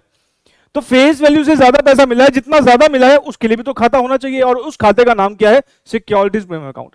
कहने का मतलब ये कि अगर हमारे पार पे शेयर्स इशू होते हैं तो सारी एंट्रीज का अगर नेट कर दोगे तो बैंक टू शेयर कैपिटल दिखेगा, और अगर हमारे शेयर्स प्रीमियम पे इशू होते हैं सारी एंट्रीज का नेट कर दोगे तो आपको bank account debit to capital to securities premium दिखेगा, जैसे यहां पर आपको दिख रहा है। क्या यहां तक बात समझ में आती है? हाँ, अगर हमने यही पैसा मान लो अलॉटमेंट के टाइम पर मंगवाया होता, मान लो हमने अलॉटमेंट के टाइम पर मंगवाया होता, ध्यान रखना अलॉटमेंट के टाइम पर क्या होता है, पहले ड्यू होता है। अब मैं यहां पर फिर से रिफ्रेश करता हूं, हमने कहा एप्लीकेशन पर हम 3 रुपए मंगवाएंगे, अलॉटमेंट पर हमने कहा था 5 रुपए की अलॉटमेंट है, लेकिन हम कह रहे हैं 2 रुपए यहां मंगवा लेंगे प्रीमियम के, 7 रुपए, और फिर फाइनल कॉल जो है वो हमारी 2 रुपए की थी, टोटल कितने हो गए, 12 रुपए हो गए, 10 रुपए का शेयर 12 में इशू कर रहे हैं। अब अलॉटमेंट पर अगर प्रीमियम आएगा तो पहले ड्यू होता है, और ड्यू करते वक्त हम क्या कहेंगे, भाई 7 रुपए लेने हैं। ये जो 7 रुपए का हिसाब है वो क्या है, 5 रुपए तो हम फेस वैल्यू के नाम के ले रहे हैं और 2 रुपए हम सिक्योरिटीज प्रीमियम के नाम के ले रहे हैं, और उसके बाद फिर 7 रुपए रिसीव कर लेंगे। मतलब जब हम, क्योंकि यहां पर कैपिटल में पहले ही ट्रांसफर कर देते हैं, ड्यू के टाइम पे ही ट्रांसफर कर देते हैं, तो सिक्योरिटीज प्रीमियम में भी ड्यू के टाइम पे ही ट्रांसफर कर देंगे। तो शेयर अलॉटमेंट हमने 7 रुपए, शेयर अलॉटमेंट का खाता कितने से डेबिट किया है, 7 रुपए, इतना पैसा ड्यू है, 7 रुपए टोटल लेने हैं। हिसाब क्या है 7 रुपए का, 5 रुपए फेस वैल्यू के लेने हैं, 2 रुपए प्रीमियम के लेने हैं, और फिर bank account debit to share allotment कर दो। इधर भी देखोगे नेट में क्या हुआ, शेयर अलॉटमेंट का खाता closed. What is the net entry, वही same, bank account debit to share capital to securities premium. ठीक है ना। एक बात को हमेशा ध्यान रखेंगे, मैं कई बार बोलूंगा, शेयर कैपिटल अकाउंट जब भी क्रेडिट होगा वो हमेशा फेस वैल्यू से ही क्रेडिट होता है। इवन जब भी डेबिट होगा, डेबिट कब होगा सर, डेबिट होता है जब हम फॉरफीचर करेंगे, आगे फॉरफीचर सीखेंगे। फॉरफीचर इस टॉपिक का सबसे इंपॉर्टेंट कॉन्सेप्ट है। जब हम फॉरफीचर सीखेंगे वहां पर देखेंगे कैपिटल जब जब डेबिट भी होगी तब भी फेस वैल्यू से होगी, शेयर कैपिटल जब जब credit face value, share capital जब जब डेबिट फेस वैल्यू। हमेशा ध्यान रखेंगे, बायबैक में हमें शेयर कैपिटल को डेबिट करने का मौका लगता है तो वहां पर भी हम देखते हैं, रिडेम्पशन ऑफ प्रेफरेंस शेयर्स में प्रेफरेंस शेयर कैपिटल को डेबिट करने का मौका लगता है तो वहां पर भी हम देखते हैं। तो कैपिटल अकाउंट जब भी क्रेडिट डेबिट होता है फेस वैल्यू से होता है। यहां तक समझ में आता है। अब जो ये सिक्योरिटीज प्रीमियम है इसको गवर्न करता है कंपनीज एक्ट का section number 52। Section 52 of companies act 2013 govern securities premium. वहां पर मेंशन है कि सिक्योरिटीज प्रीमियम इन पर्पसेस के लिए यूज होता है। सिक्योरिटीज प्रीमियम को ना हम जो डिटेल में डिस्कस करते हैं वो डिस्कस करते हैं redemption of preference shares chapter में, क्योंकि वहां पर हम सिक्योरिटीज प्रीमियम को अप्लाई होते हुए देखते हैं। सिक्योरिटीज प्रीमियम को हम फिर एक जगह और चेक करते हैं जब हम बोनस शेयर इशू करते हैं, क्योंकि बोनस शेयर इशू करने में भी सिक्योरिटीज प्रीमियम का यूज होता है। सिक्योरिटीज प्रीमियम को हम बायबैक करते वक्त भी देखते हैं, क्योंकि बायबैक करने के लिए भी सिक्योरिटीज प्रीमियम यूज होता है। मैं फिलहाल आपको याद ला दूं, सिक्योरिटीज प्रीमियम के टोटल 6 यूजेस होते हैं, बी बोनस, बायबैक, ये तो समझ में आता है।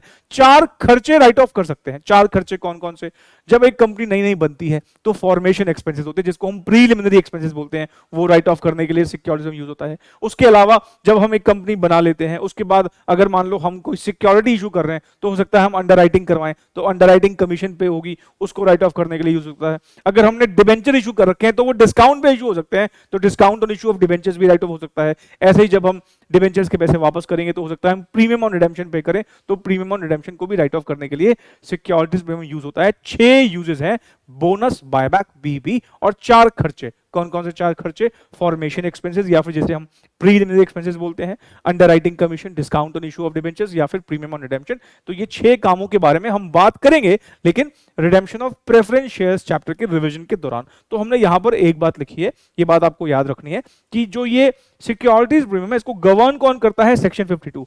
ध्यान रखें ये 6 यूजेस पर एमसीक्यू बनता है, आपने कंप्यूटर में भी पढ़ रखा होगा। हम लिखते हैं कहां पर? Redemption of preference shares topic पर। उसके बाद ये जो सिक्योरिटीज प्रीमियम ये क्या है? ये एक रिजर्व है। ये क्या है? एक रिजर्व है। तो इसलिए रिजर्व एंड सरप्लस हेड में शो होता है। कहां पे? Under share holder funds. हमने रेशियोज रिवाइज किया था, रेशियोज में मैंने आपको शेयर होल्डर फंड लिखवाया था। शेयर होल्डर फंड में 2 मेजर सब हेड होते हैं, हालांकि एक तीसरा भी होता है जिसको हम शेड्यूल 3 करते वक्त देखते हैं। फिलहाल 2 मेजर सब हेड होते हैं, एक शेयर कैपिटल, दूसरा रिजर्व एंड सरप्लस। तो रिजर्व एंड सरप्लस हेड के नीचे हम सिक्योरिटीज प्रीमियम जो है वो दिखाते हैं। तो सिक्योरिटीज प्रीमियम जो है वो हम सेपरेटली शो करते हैं on equity and liability side of the balance sheet under the head कौन सा? Reserve and surplus. और ये रिजर्व एंड सरप्लस कहां पर आता है? शेयर होल्डर फंड्स में। इक्विटी एंड लायबिलिटी साइड पर 3 मेजर हेड होते हैं, पहला शेयर होल्डर फंड, दूसरा नॉन करंट लायबिलिटी, तीसरा current liability. Share holder funds के अंदर 2 मेजर सब हेड होते हैं, एक शेयर कैपिटल और दूसरा रिजर्व एंड सरप्लस। एक तीसरा भी होता है लेकिन वो हम कहां डिस्कस करेंगे? जब शेड्यूल 3 पढ़ेंगे। फिलहाल के लिए 2 ही मानिए। तो रिजर्व एंड सरप्लस हेड में हम इस प्रीमियम को दिखाएंगे। अब आप मुझे बताइए, क्या आपको यह पता है कि रेवेन्यू रिसीट क्या होती है, कैपिटल रिसीट क्या होती है? नहीं होती। तो मैं आपको थोड़ा सा आइडिया देता हूं। ऐसी रिसीट्स जो रिकरिंग नेचर की होती हैं, बार बार आती हैं, उनको हम रेवेन्यू रिसीट्स बोल देते हैं। रेवेन्यू रिसीट्स का सबसे बेस्ट एग्जांपल है सेल्स।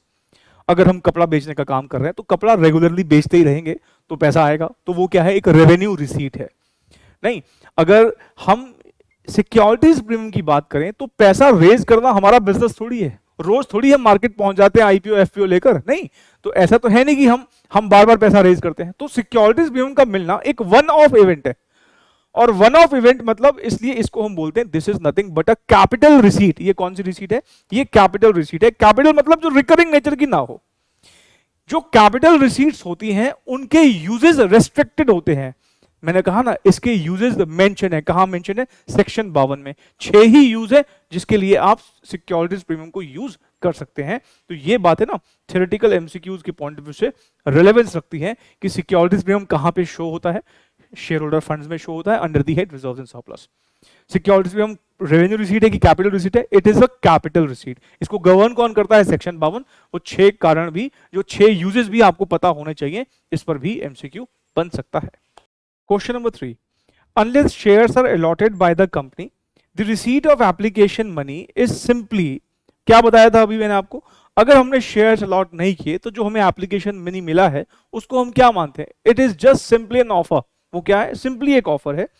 तो हम इसको सही क्या टिक करके आएंगे? B is the correct answer. Securities premium को कह रहा है बताइए बैलेंस शीट में हम कहां शो करते हैं? सैंपल पेपर का क्वेश्चन है, एज इट इज बिल्कुल आएगा और हम उसको शो करते हैं रिजर्व्स एंड सरप्लस हेड में। तो इसका सही आंसर क्या हो जाएगा? इसका सही आंसर हो जाएगा सी। पॉइंट नंबर 5 जो हमारा है वो है calls and arrears. Calls and arrears के लिए मैं आपको एक छोटा सा एग्जांपल दूं। देखो, हमारे घर कई तरह के बिल आते हैं, बिजली का बिल आता है, पानी का बिल आता है, गैस का बिल आता है, और उसमें एक ड्यू डेट मेंशन होती है कि इस डेट तक आपको ये बिल पे करना है।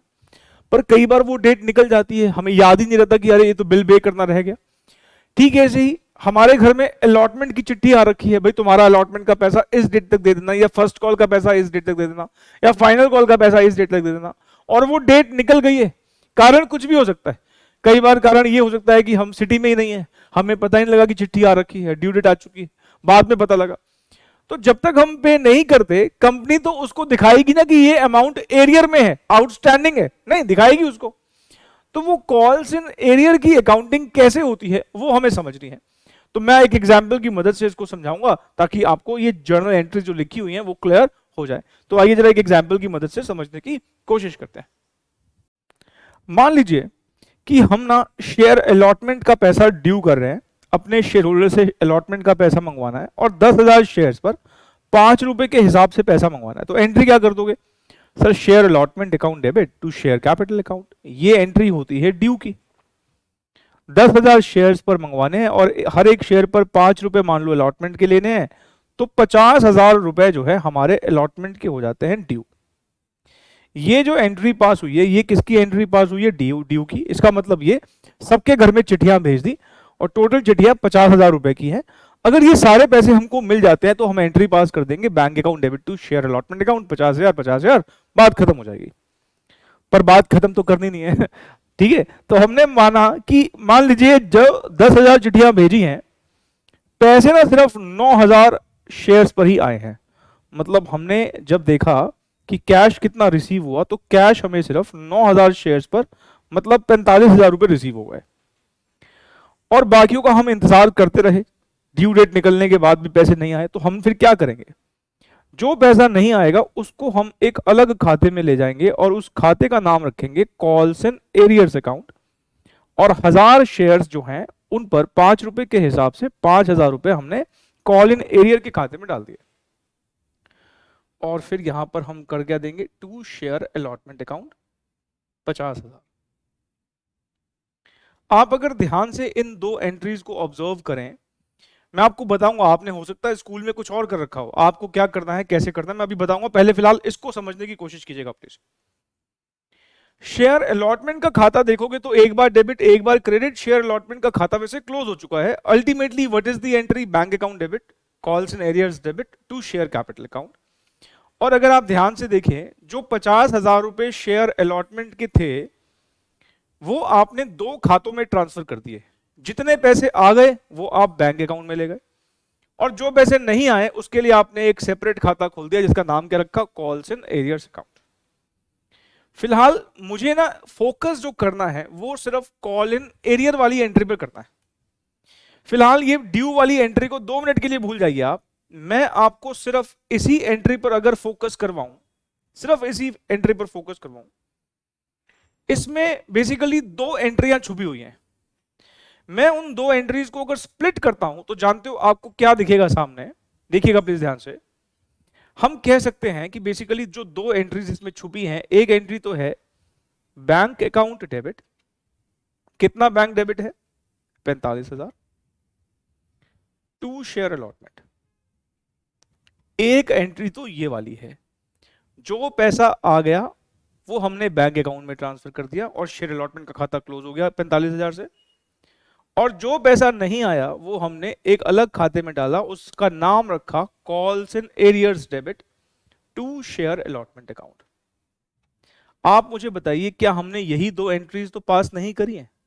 भैया आप 11th क्लास में देखते थे कुछ मिक्स्ड एंट्रीज होती हैं, अगर हम 2 एंट्रीज को कंबाइन करके पास कर देते हैं उसको मिक्स्ड एंट्रीज या कंबाइन एंट्रीज बोल देते हैं। ये कंबाइन एंट्री है बेसिकली। अगर मैं इसको स्प्लिट करना चाहूं तो बेसिकली ये 2 एंट्रीज में स्प्लिट हो जाएगा। देखा जाए तो आपने bank account debit to share allotment किया है 45, calls in arrears debit to share allotment किया है 5,000, ऐसा ही तो हुआ है। तो मैं अगर आपसे सिर्फ ये पूछूं कि बताओ कॉल इन एरियर के रिस्पेक्ट में आपने क्या एंट्री पास करी है, तो आप कहोगे सर कॉल इन एरियर के रिस्पेक्ट में हमने ये वाली एंट्री पास करी है, this is the calls in arrear entry. क्या है कॉल इन एरियर की entry? Calls in arrear debit to share allotment, 5,000 रुपए शेयर अलॉटमेंट के पेंडिंग है। शेयर अलॉटमेंट का खाता ध्यान रखें क्लोज हो चुका है। अब मेरी किताबों में एक नया खाता खुल गया है कॉल इन एरियर, मतलब शेयर अलॉटमेंट के जो 5,000 रुपए हैं वो हमने कॉल इन एरियर के खाते में डाल दिया। ये याद दिलाते रहेंगे कि 5,000 रुपए लेने हैं। और अगर मैं इसको आपको दिखाऊं कि जो हमने एंट्री पास करी है, हमने जो एंट्री क्या पास करी है आप देखिए जरा। हमने एंट्री जो पास करी है, क्या एंट्री पास करी है? Calls in arrears debit to share allotment, यही तो बताया था आपको। यही अगर call in arrear first call की है तो एंट्री क्या हो जाएगी? Call in arrear debit to share first call. Second call की है तो call in arrear debit to share second call या शेयर फाइनल कॉल, जो भी कॉल है। मतलब कहने का ये है कि हमने कॉल इन एरियर को डेबिट किया, और वो अगर अलॉटमेंट का पैसा है तो to share allotment, first call का पैसा है तो to share first call, final call का पैसा है तो टू शेयर फाइनल कॉल। यही हो रहा है, ऐसे ही कुछ हो रहा है। और जब ये पैसा आपको मिल जाएगा, जब ये पैसा आपको मिल जाएगा उसके बाद आप क्या करने वाले हो? उसके बाद आप करने वाले हो bank account debit to calls in arrears. भाई ये 5,000 रुपए आपको मिल गए, अभी आउटस्टैंडिंग थे बाद में मिल गए, तो एंट्री क्या कर देना? Bank account debit to calls in arrears, ऐसे ही हो जाएगा बस। तो हो क्या रहा है यहां पर? हम पहले ड्यू करते हैं, जो पैसा मिल जाता है वो बैंक अकाउंट चले जाता है, जो नहीं मिलता वो कॉल इन एरियर चले जाता है। तो देखा जाए तो कॉल इन एरियर की अगर मैं एंट्री देखूं तो calls in arrears debit to share allotment या टू फर्स्ट कॉल या टू फाइनल कॉल, जिस भी पर्टिकुलर इंस्टॉलमेंट का पैसा वो नहीं आया है वो वाला अकाउंट क्रेडिट हो जाएगा, क्योंकि वो पहले डेबिट हुआ था। अब आप स्कूल में क्या करते थे, अब मैं यही बात को समझाऊं वापस से, और वो यहां पे चलेगा कि नहीं चलेगा मैं वो भी बोलूंगा। मान लो इसी की बात करूं तो शेयर अलॉटमेंट का अकाउंट आपने डेबिट किया और शेयर कैपिटल को क्रेडिट किया, ठीक है, यही किया ना हमने। 50,000, 50,000, आपके पास कितने रुपए आए, 45,000 आए। भाई 10,000 शेयर्स पर आपने ड्यू किया और 9,000 शेयर्स पर पैसा आया। 10,000 पर ड्यू किया, 9,000 पर पैसा आया, तो कितना आया, 45,000। देखा जाए स्कूल में आप ये करते थे, कई बच्चों ने किया होगा, मतलब स्कूल में कॉल इन एरियर का खाता खुलवाते ही नहीं थे, क्योंकि थोड़ा सा कॉम्प्लेक्स होता था, थोड़ा टेक्निकल होता था। बच्चों को सीधा शॉर्टकट बताते थे कि share allotment to share capital कर लो, उसके बाद जितना पैसा आ जाए बस उतने से ही एंट्री कर लो। इससे होगा क्या, कॉल इन एरियर का तो खाता नहीं खुला, लेकिन शेयर अलॉटमेंट का खाता थोड़ा सा खुला रह गया। शेयर अलॉटमेंट आपने देखा डेबिट कितने से किया है, 50 से, क्रेडिट कितने से किया है, 45 से। अभी शेयर अलॉटमेंट का खाता पूरी तरीके से क्लोज नहीं हुआ है, 5,000 से अभी भी खुला हुआ है, और वो 5,000 से क्योंकि खुला हुआ है तब तक वो हमारी बैलेंस शीट में आता रहेगा और तब तक हमें दिखाता रहेगा कि हाँ पैसे लेने हैं लेने हैं लेने हैं। तो यहां पर जब वो 5,000 आ जाएंगे तो एंट्री क्या हो जाती थी, bank account debit to share allotment ही, क्योंकि शेयर अलॉटमेंट का ही खाता खुला है ना। तो जब वो रिमेनिंग 5 भी आ जाएंगे तो उसकी भी एंट्री क्या हो जाएगी, bank account debit to share allotment. लेकिन ध्यान रखें इस अप्रोच में प्रॉब्लम पता है क्या है, अगर इंस्टीट्यूट ने कोई ऐसा एमसीक्यू पूछा जिसमें कॉल इन एरियर का खाता पहले से ही खुला हुआ है, ये तरीका फेल हो जाएगा। डिस्क्रिप्टिव पैटर्न में ये तरीका फिर भी चल जाया करता था। हमारा इंस्टीट्यूट भी जब पहले कभी डिस्क्रिप्टिव पैटर्न पर इशू ऑफ शेयर्स पूछता था तो वहां पर ये तरीका कुछ क्वेश्चंस में लगाता भी था। मैं बच्चों को कह देता था कि मर्जी है आपकी, ये लगाना ये लगा लो, कॉल इन एरियर वाला लगाना वो लगा लो, लेकिन मैं स्पेसिफिकली कॉल इन एरियर का अप्रोच फॉलो करवाता था। कारण उसका ये है क्योंकि कई बार ऐसे क्वेश्चन आते थे जहां पर वो पहले से ही कॉल इन एरियर का खाता खोल के देता था। अब अगर कॉल इन एरिया का खाता पहले से ही खुला हुआ है तो आपको वो वाली ट्रीटमेंट आनी चाहिए, अदरवाइज फंस जाओगे। तो इस अप्रोच में प्रॉब्लम कोई नहीं है, गलत नहीं है ये अप्रोच भी, लेकिन ये अप्रोच फेल हो सकती है अगर कॉल इन एरियर का खाता पहले से ही खुला हो। तो मैं तो आपको यही सजेस्ट करूंगा कि आप इसी अप्रोच पे चलिएगा।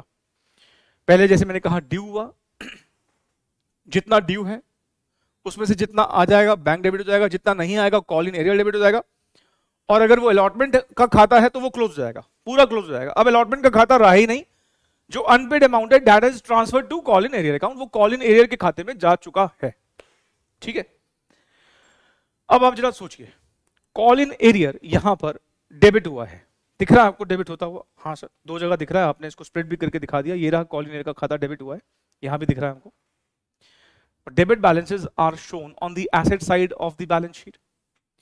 भाई आप सोचिए, आपको किसी से पैसा लेना है, ये आपका डेटर है, आपको पैसा लेना है, और अगर किसी से पैसा लेना है वो मेरा एसेट है, लायबिलिटी कैसे हो सकती है।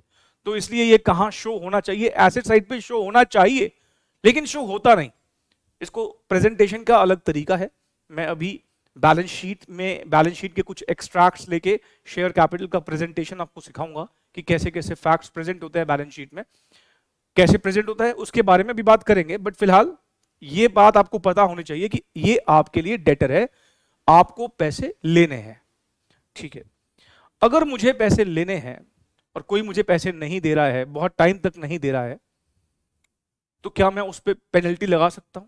भाई बिजली का बिल अगर मान लो ड्यू डेट तक नहीं पे करते आप और डिले करके पे करते हो तो वो पेनल्टी लगा देते हैं, ठीक है। यहां पेनल्टी ना बोल के हम बोल देते हैं कि हम ब्याज देना शुरू कर देंगे, भाई तुमसे पैसे लेने हैं, इस डेट तक कहा था दे देना, तुम नहीं दे रहे हो, तो अगर तुम नहीं दे रहे हो तो उसके बाद फिर उस पैसे पर ब्याज देना शुरू कर दो। मतलब मैं इस पर इंटरेस्ट चार्ज करूंगा और इस पर जो इंटरेस्ट मिलेगा वो कंपनी के लिए इनकम है, ध्यान रखें कंपनी के लिए इनकम है, interest on calls in arrears. मेरे को किसी से पैसा लेना है, वो नहीं दे रहा है, तो मैं उससे कहूंगा भाई ब्याज दे, तो वो ब्याज जो मेरे लिए होगा वो मेरे लिए क्या होगा, वो मेरे लिए इनकम होगा, इस बात को ध्यान रखेंगे, इंटरेस्ट।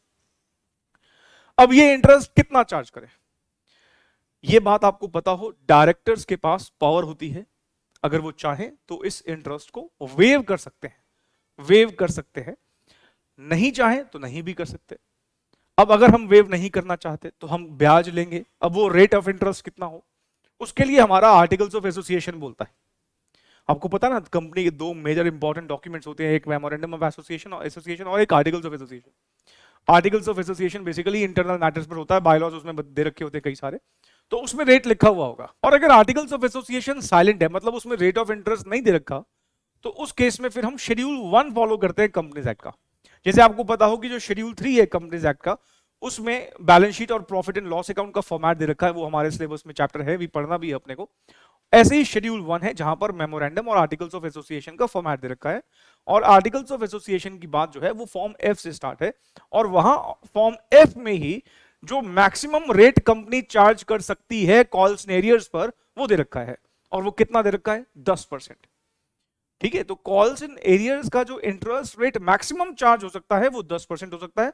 और अगर रेट ऑफ इंटरेस्ट आर्टिकल्स में प्रेस्क्राइब है तो फिर वो वाला चार्ज कर लेंगे। डायरेक्टर्स वेव करना चाहते हैं तो वो भी पॉसिबिलिटी है। अब एक बात बड़ी ध्यान देने वाली है, ध्यान रखें, कभी भी जो एप्लीकेशन का पैसा है वो एरियर्स में नहीं हो सकता। क्यों नहीं हो सकता भाई? एप्लीकेशन में तो लोग मेरे पास खुद ही आ रहे हैं, मैंने कहा बताओ मेरे शेयर में कौन कौन इंटरेस्टेड है, उसमें तो पहले ही बैंक की एंट्री हो जाती है। भाई मुझे तभी तो पता लगा ना कि ये वो लोग हैं जो मेरे शेयर में इंटरेस्टेड है। मान लो भारत की जनता 140 करोड़ है और 1 करोड़ एप्लीकेशन आ गई मेरे पास, तो क्या मैं 139 करोड़ लोगों की कॉल इन एरियर दिखाऊं? ऐसे तो पागल हो जाएंगे। नहीं, ऐसे नहीं होता। एप्लीकेशन पे तो खुद पब्लिक मुझे पैसे दे रही है, तो एप्लीकेशन तो कभी भी एरियर में हो ही नहीं सकती। एरियर में अगर होता है जब हम चिट्ठी भेजते हैं, भाई तुम्हारा ये अब ड्यू है दे दो, तो अलॉटमेंट एरियर में हो सकता है, फर्स्ट कॉल एरियर हो सकती है, फाइनल कॉल भी एरियर हो सकती है। और कॉल्स इन एरियर पर हम इंटरेस्ट चार्ज कर सकते हैं, कितना? मैक्सिमम 10%। आइए जरा यही बातें जो है हम एक बार जो लिखी है पढ़ लेते हैं। चलिए, ये एंट्री तो आपको समझ में आई गई ना, calls in arrears debit to share allotment to share first call और या शेयर फाइनल कॉल। जो भी स्टेज का हमारा इंस्टॉलमेंट पेंडिंग होगा, calls in arrear debit to share allotment या टू शेयर फर्स्ट कॉल या टू शेयर फाइनल कॉल। और जब वो पैसा रिसीव हो जाएगा तो bank account debit to calls in arrear. आप अगर ध्यान से देखें, कॉल इन एरियर का खाता अगर खुल रहा है तो वो बंद भी हो जाता है। ये देखो, यहां पे खुला और यहां बंद भी हो गया जैसे ही वो पैसे रिसीव हो गए। एक बच्चे ने कहा सर मान लो वो पैसा हमें रिसीव ही नहीं होता, सामने वाला दे ही नहीं रहा, तो उस केस में भी बंद हो जाएगा। पता है कब? जब हम फॉरफिट करेंगे शेयर्स। तो फॉरफिचर के ऊपर सेपरेट आगे चल के बात करेंगे, तो वहां हम देखेंगे कि फॉरफिचर के टाइम पर भी ये कॉल इन एरियर का खाता बंद हो जाएगा। मतलब कॉल इन एरियर का जो पैसा है या तो रिसीव हो जाएगा तो एंट्री क्या कर दोगे? Bank to call in arrear, तो कॉल इन एरियर का खाता ऐसे बंद हो जाएगा। और जो लोग पैसे नहीं देंगे तो हम फॉरफिचर के टाइम पर कॉल इन एरियर को क्रेडिट करके खत्म कर देंगे। तो वो फॉरफिचर के टाइम पर हम समझेंगे कि क्या होता है। और उसके बाद हमने ये कुछ नोट्स लिखे हैं कि एप्लीकेशन मनी जो है वो कभी भी एरियर्स में नहीं हो सकता, क्योंकि लोग खुद ही हमारे पास आ रहे हैं पैसा लेके, तो वो तो एरियर में कैसे होगा? डायरेक्टर्स के पास राइट है वेव करने का। क्या वेव करने का? Interest on calls in arrears. Interest on calls in arrear का जो रेट है वो कहां मेंशन होगा? आर्टिकल्स में। और अगर आर्टिकल्स साइलेंट है तो फिर हम शेड्यूल 1 फॉलो करेंगे। वहां पर एक टेबल एफ दे रखा है जो कि फॉर्मेट्स ही बताता है आर्टिकल्स के, और उससे पहले के जो फॉर्मेट मेमोरेंडम के दे रखे हैं, तो वो फॉर्मेट्स में मेंशन है कि मैक्सिमम रेट जो कंपनी चार्ज कर सकती है किसके लिए? Interest on calls and arrears के लिए, वो 10% है। This is the maximum rate. ध्यान रखना, मिनिमम नहीं है, मैक्सिमम है। इतना या इससे कम रेट ऑफ इंटरेस्ट ही आप जो है वो चार्ज कर सकते हैं। चलिए आइए कुछ रिलेटेड एमसीक्यूज देख लेते हैं। क्वेश्चन नंबर 5 जून 2021 में आया, और देखिए कितना सिंपल क्वेश्चन पूछा। Amount due on calls made but not paid is known as. कह रहा है ऐसा अमाउंट जो ड्यू तो हो चुका है पर पे नहीं हुआ, ऐसे अमाउंट को हम क्या बोल देते हैं? Calls in arrear. Question number 6 the maximum rate of interest on calls in arrear can be, कितना हो सकता है? 10% हो सकता है। तो इसका आंसर क्या हो जाएगा? सी। क्वेश्चन नंबर 7 एक अच्छा क्वेश्चन है, दिसंबर 2020 में आया। कई बच्चों ने इसको अधूरा पढ़ के जल्दबाजी में आंसर कर दिया और गलत आंसर करके आ गए। जैसे कि आप देखिए, if the articles of association are silent regarding interest on calls in arrear. कई बच्चों ने सिर्फ इतना ही पढ़ा और साइलेंट वर्ड पढ़ते ही, कॉल इन एरियर देखते ही उनको लगा 10% ही आंसर होगा। आगे पढ़ने की उन्होंने जरूरत ही नहीं समझी, जबकि आगे पढ़ना बहुत जरूरी था इस क्वेश्चन में। इतना पढ़ के अगर कोई 10% टिक करके आएगा तो ऑफ कोर्स वो गलत था। आगे देखिए क्या लिखता है, minimum rate of interest which can be charge on calls in arrear. यहां भी ये नहीं बोला कि अगर आर्टिकल्स ऑफ एसोसिएशन साइलेंट है तो मैक्सिमम कितना चार्ज कर सकते हैं, यहां मिनिमम की बात कर रहा है। और टेबल एफ में मिनिमम की तो बात हो ही नहीं रखी, बात तो मैक्सिमम बताया हुआ है। इसलिए यहां पर 10% आंसर देना गलत हो जाएगा। यहां सही आंसर होगा नन ऑफ द अबव। बहुत अच्छा क्वेश्चन था, घुमाया गया है इस क्वेश्चन में, तो ये ध्यान रखिएगा प्लीज। क्वेश्चन नंबर 7 को, एग्जामिनेशन क्वेश्चन था ये भी। क्वेश्चन नंबर 8, क्वेश्चन नंबर 8 ना मुझे जहां तक याद आ रहा है ये ना सीपीटी का क्वेश्चन है, तो हमारे एग्जाम में एज इट इज आ सकता है। इंपॉर्टेंट मार्क करना चाहे तो आप कर भी सकते हैं इसको। The directors of E limited made a final call of ₹50 पर शेयर। कह रहा है कोई ई लिमिटेड कंपनी है, उन्होंने फाइनल कॉल मंगवाई है ₹50 पर शेयर की 1 अगस्त 2012 को, indicating the last date of payment of call money to be 31 August 2012। जैसे मैंने आपसे पहले भी कहा था कि कोई बिल जनरेट होता है तो वो एक स्पेसिफिक डेट पे जनरेट होता है, लेकिन लास्ट डेट के लिए वक्त दिया होता है, लास्ट पेमेंट के लिए वक्त दिया होता है। ऐसा नहीं है कि बिल मिलते ही हमें पेमेंट के लिए निकल पड़ना है, बिल में एक डेट लिखी होती है, भाई ये ड्यू डेट है। तो आप समझिए 1 अगस्त को हमने चिट्ठियां भेजना शुरू किया है सारे के सारे शेयर होल्डर के घरों में, और उसमें एक डेट लिख दी है कि आप इस पर्टिकुलर फाइनल कॉल को 31 अगस्त 2012 तक पे कर दीजिएगा। ठीक है जी। Mister White holding 5000 shares paid the call money on October 15, 2012। आप मुझे बताइए मिस्टर व्हाइट ने कितना डिले कर दिया? सर 31 अगस्त लास्ट डेट थी, इसका मतलब अगर अब वो 31 अगस्त तक नहीं पे करता तो जितना भी लेट पे करेगा उस पर्टिकुलर टाइम के लिए हम इंटरेस्ट चार्ज कर लेंगे। तो अगस्त के बाद सितंबर बीता और अक्टूबर के 15 दिन बीते, मतलब 1.5 महीना उसने लेट कर दिया, तो 1.5 महीने का ब्याज चार्ज कर लो। If the company adopts table F, table F में कितना रेट प्रिस्क्राइब है? 10%। क्वेश्चन ने खुद का कोई रेट ऑफ इंटरेस्ट दिया होता से 6%, 5%, तो फिर हम वो अप्लाई करते, लेकिन क्वेश्चन में बोला है कि टेबल एफ एडॉप्ट किया है, तो बताइए कितना इंटरेस्ट जो है वो हमें मिलना चाहिए या सामने वाले को पे करना चाहिए। तो आइए जरा 1.5 महीने का ही हमें पता है कि इंटरेस्ट हम चार्ज करेंगे क्योंकि 1.5 महीना लेट किया है उसने।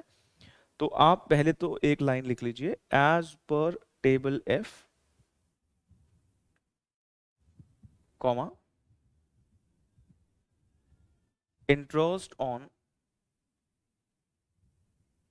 calls in arrears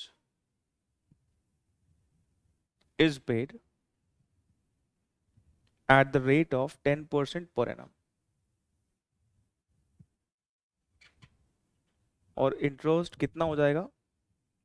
5000 तो शेयर्स हैं उसके पास, हर एक शेयर पर 50 रुपए की कॉल जो है वो पेंडिंग है।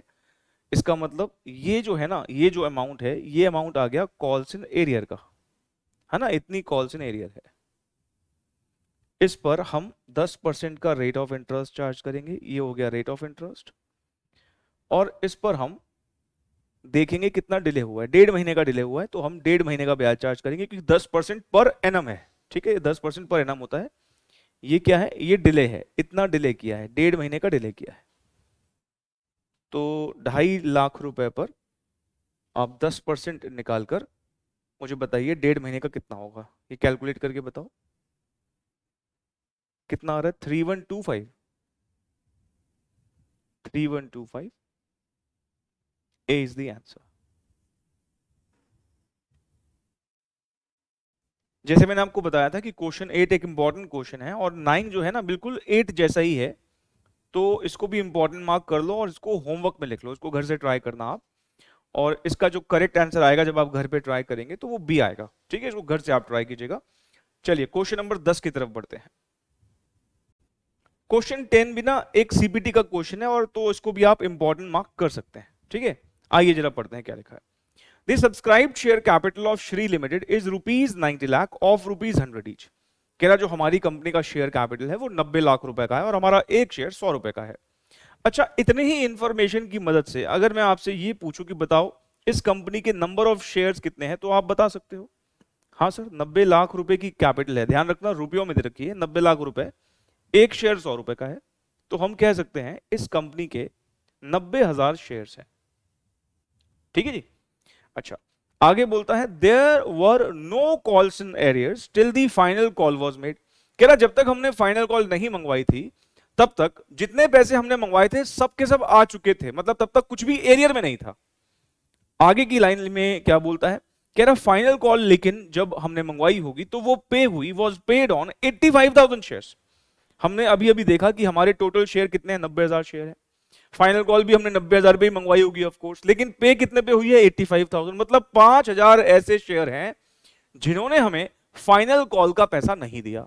ठीक है जी, आगे लिखता है the calls in arrears amounted to ₹1.25।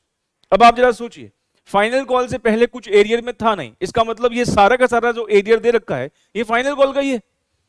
और ये सारा एरियर अगर फाइनल कॉल का ही है तो वो कितने लोग हैं जिन्होंने फाइनल कॉल नहीं दिया? 5,000। इसका मतलब ये कहा जा सकता है कि ये 1,25,000 रुपए जो पेंडिंग है ये उन्हीं 5,000 शेयर्स का पेंडिंग है जिन्होंने पैसे नहीं दिए। इन्होंने हमसे एक शेयर का फाइनल कॉल मांगा है। भाई ये 1,25 जो है ये फाइनल कॉल का ही तो पैसा है। ये कितने शेयर्स का है? 5,000 का। तो एक शेयर का निकालने के लिए क्या करो? इसको 5,000 से डिवाइड कर लो। लेकिन आपको बाद में दिक्कत ना आए तो मैं इसको थोड़ा तमीज से लिखवा देता हूं। देखिए, shares on which final call is unpaid 90,000 minus 85,000। Total 90,000 shares हैं, 85 ने तो दे दी है, तो इसका मतलब 5,000 शेयर्स पे नहीं आई होगी। तो हमारा फाइनल कॉल पर शेयर कितना हो जाएगा? ये 1,25,000, 5,000 शेयर्स का ही पैसा होगा। ये आप निकालोगे तो 25 रुपए आना चाहिए। एक बार चेक कर लो, मैं भी देख लेता हूं। हाँ जी सर, 25 रुपए आ रहा है। ए इज द आंसर। क्वेश्चन 11 ना 10 जैसा ही है, तो इसको आप होमवर्क लिख लो और इसका करेक्ट आंसर आएगा डी, आएगा 27 रुपए आएगा। क्वेश्चन नंबर 12 भी सीपीटी का क्वेश्चन है, वापस से हमारे एग्जाम में बिल्कुल एज इट इज। बहुत ही सिंपल क्वेश्चन है। A company issued 20,000 preference shares of ₹100 each eight 5% premium and 2 lakh equity shares at the rate of ₹10 each eight 10% premium. कह रहा हमने प्रेफरेंस शेयर भी इशू किए हैं, इक्विटी शेयर भी इशू किए हैं और दोनों प्रीमियम पे इशू किए हैं। हमसे पूछता है कि बताइए what is the net amount of securities premium, मतलब हमें कितना सिक्योरिटीज प्रीमियम का अमाउंट रिसीव हुआ है। भैया आप खुद देख लो, 100 रुपए का 5%, मतलब प्रेफरेंस शेयर्स की बात करें तो हर एक शेयर पर 5 रुपए का प्रीमियम रिसीव हुआ है। तो 20,000 शेयर पर कितना होगा? 20,000 इंटू 5, 1,00,000 रुपए। इक्विटी शेयर्स अगर देखोगे तो 10 रुपए का 10% कितना होता है? 10 रुपए का 10% 1 रुपी होता है। इसका मतलब हर शेयर पर अगर 1 रुपए का प्रीमियम आया है तो 2 लाख शेयर्स पर 2 लाख रुपए का आएगा। नहीं, तो इसको हम इस तरीके से भी प्रेजेंट कर सकते हैं। प्रेफरेंस शेयर्स का जो हमारा 20,000 प्रेफरेंस शेयर्स हैं, आप पहले तो या तो 100 से मल्टीप्लाई कर दो और उसके बाद एक साथ ही 5% से मल्टीप्लाई कर दो, ये भी तरीका है। इक्विटी शेयर्स की बात अगर करें तो हमारे 2 लाख शेयर्स हैं, 10 रुपए का एक शेयर मतलब 20 लाख रुपए की कैपिटल, इसका 10% निकाल दो, कैसे मर्जी कर लो। ये 1 लाख आएगा, ये 2 लाख आएगा, टोटल हमारा हो जाएगा securities premium 3 lakh. D is the answer. Issue of shares के रिवीजन को अब हम कंटिन्यू करेंगे अगली क्लास में। अच्छा, आप में से वो स्टूडेंट्स जो हो सकता है इशू ऑफ शेयर्स से ही रिवीजन करना शुरू कर रहे हो, मैं आपको बता दूं कि हर क्लास के एंड में ना हम एक एएस का नंबर लिख के जाते हैं, एक एएस लिख के जाते हैं और एक एब्रीविएशन लिख के जाते हैं, क्योंकि हमारे एग्जाम में ऐसे कुछ एमसीक्यू आते हैं जिसमें सिंपली एएस का नंबर या नाम पूछते हैं या फिर एक एब्रीविएशन दे देते हैं, उसका फुल फॉर्म पूछ लेते हैं। वो बिल्कुल फ्री के नंबर है। हालांकि हमारे सिलेबस में अकाउंटिंग स्टैंडर्ड नाम का एक सेपरेट चैप्टर है, उसका हम रिवीजन सेपरेटली भी करेंगे, बट स्टिल क्योंकि बहुत सारे एएस हैं, बहुत सारे इंटरनेशनल एएस हैं, बहुत सारी एब्रीविएशंस हैं, तो वो धीरे धीरे करके अगर हम अपने दिमाग में बिठाते जाएंगे तो वो बिल्कुल फ्री के नंबर होते हैं। ठीक है, तो मेरा तो सजेशन यही रहेगा कि आप भी सारी रिवीजन सीरीज को ना सीक्वेंस में देखिए, ताकि आप ये जो एएस के नंबर ये लिखते हैं, नाम लिखते हैं, ये भी आपके दिमाग में अच्छे से बैठे। जैसे कि आज हम लिख के जाएंगे एएस नंबर 12, वो किस पर है? Accounting for government grants. मान लीजिए हमें कोई गवर्नमेंट से ग्रांट मिला है, हमारा कोई स्कूल है या कोई एजुकेशनल इंस्टीट्यूशन है, तो हमें कुछ गवर्नमेंट से ग्रांट मिला है। वो गवर्नमेंट से ग्रांट जो मिला है उसका अकाउंटिंग हम अपनी किताबों में कैसे करेंगे, इसके ऊपर ये एएस बोलता है। तो एएस 12 किसका है? Accounting for government grants. मुझे जल्दी से एएस नंबर 7 से याद दिलाइए कौन कौन से थे। सर एएस नंबर 7 था कंस्ट्रक्शन कॉन्ट्रैक्ट्स के ऊपर, एएस नंबर 8 नहीं रहा, अब वो विड्रॉ हो चुका था। एएस नंबर 9 रेवेन्यू रिकॉग्निशन पर है। As number 10 property plant and equipment पर है। एएस नंबर 11 जो है वो है foreign exchange rates, the effect of changes in foreign exchange rates. As number 12 है गवर्नमेंट ग्रांट्स। और ऐसे ही आज जो हम एब्रीविएशन लिख के जाएंगे वो है सीपीए। सीपीए का फुल फॉर्म क्या होता है? Certified public accountant. क्या फुल फॉर्म है? Certified public accountant, CPA. जैसे हमारे यहाँ पर सीए है, चार्टर्ड अकाउंटेंट है, ऐसे ही अमेरिका में जो है वो सीपीए की क्वालिफिकेशन है, सर्टिफाइड पब्लिक अकाउंटेंट। ठीक है जी। तो अब हम मिलेंगे अगली क्लास में। Thank you so very much, take care.